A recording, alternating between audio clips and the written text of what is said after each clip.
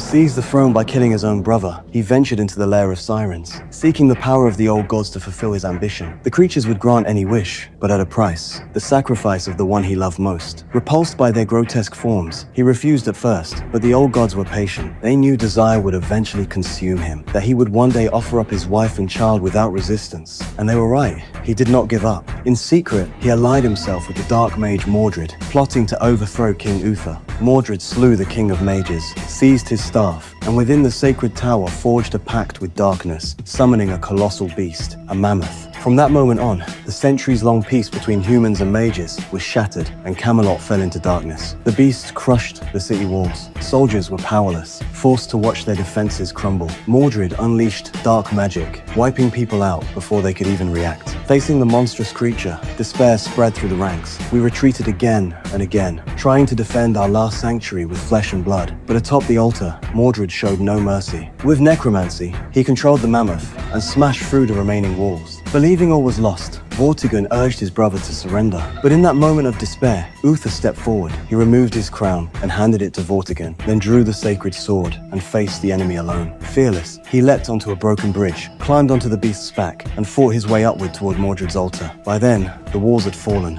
and barbarian hordes were about to flood in. But Uther finally reached Mordred. Mordred tried to burn him with magic, but it had no effect. Uther drew the Sword of Kings, blue energy surging around him as time itself seemed to slow. The blade had been forged by Merlin. Foreseeing Mordred's ambition, Merlin had stolen the Mage King's staff during his campaign and used its power to create the sword, entrusting it to the Lady of the Lake. Only a true king, and his bloodline, could awaken it. Too late, Mordred realized his dark power was no match. In the next instant, he was beheaded. Freed from control, the beast regained its senses and turned on the army riding its back. The war ended then and there. Vortigern, holding the crown his brother had entrusted to him, knew the tide had turned and that his own treachery would soon be exposed. Desperate, he chose a darker path. That very night, he ordered his men to assassinate the king, and then brought his unsuspecting wife to the Siren's lair. He told the death bell, and, under his wife's confused gaze, struck her down. Drawn by the scent of blood, the Sirens swarmed in and sealed a pact with him. By the time my father tried to flee with my mother and me, it was already too late.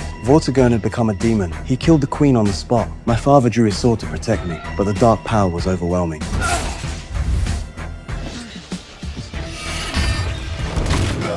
He was steadily driven back, and even the sacred sword was knocked from his grasp. I hid in a corner, too young to understand, and picked up the sword, handing it back to him. The blade left a scar on my hand, one that would never fade. My father took it and continued the fight.